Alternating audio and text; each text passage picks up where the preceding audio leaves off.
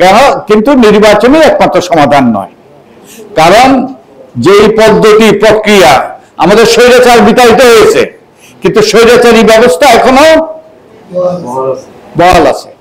স্বৈরাচারী ব্যবস্থা, যে সাংবিধানিক কাঠামো, যে আইন কানুন, যে প্রতিষ্ঠান শেখ হাসিনাকে দানবে পরিণত করেছে, সেগুলো এখনো বিরাজমান।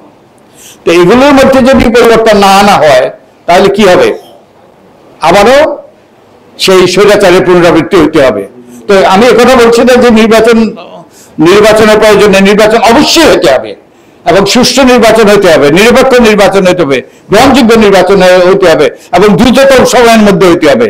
কিন্তু নির্বাচনের পাশাপাশি কতগুলো সংস্কারও দরকার, কতগুলো পরিবর্তনও দরকার। তা না হলে আবারও আমরা সেই যুগটা থেকে যাব।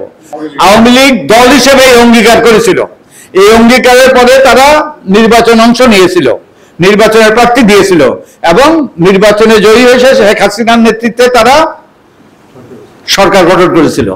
তো সরকার গঠন করার পর সরকারের দায়িত্ব কি হওয়া উচিত ছিল? হ্যাঁ, কি পালন করা?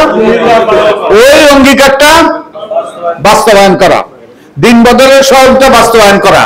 আর দলের কি দায়িত্ব ছিল? দায়িত্ব হওয়া উচিত ছিল শুধু কি সহযোগিতা করা?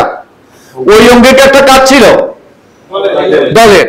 তো দলের নিশ্চিত করার দায়িত্ব ছিল না যে সরকার শেখ হাসিনারে যেন সেই অঙ্গীকারটা বাস্তবায়ন করে, তাই তো? বাধ্য করা, অর্থাৎ দলের নজরদারিত্ব, তাদের কাঠগড়ায় দাঁড় করানো, সেটাই ছিল দায়িত্ব। কিন্তু যেহেতু একই ব্যক্তি প্রধানমন্ত্রী এবং দলের প্রধান, তো এটা কি হয়েছে?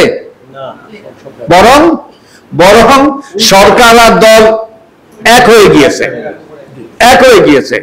সরকারি কর্মকর্তারা, সরকারি কর্মচারীরা, আইন শৃঙ্খলা বাহিনী যে অন্যায় করেছে, তার সাথে সাথে দলের সদস্যরা অন্যায় করেছে। এই খুন খারাপি তারা করেছে না? তো তারা কি দায় এড়াতে পারে? দায় এড়াতে পারে না। তো এটাই হলো, এই জন্যই যেই কথাটা আমি বলার চেষ্টা করছি, এই জন্যই একই ব্যক্তি প্রধানমন্ত্রী এবং দলের প্রধান হওয়াটা একটা ভয়ানক একটা ব্যবস্থা। এই ব্যবস্থার পরিবর্তন হইতে হবে, তা না হলে আবারও কিন্তু আমরা সেই রকম ব্যবস্থায় ফিরে যেতে পারি, সেই স্বৈরতন্ত্রে ফিরে যেতে পারি।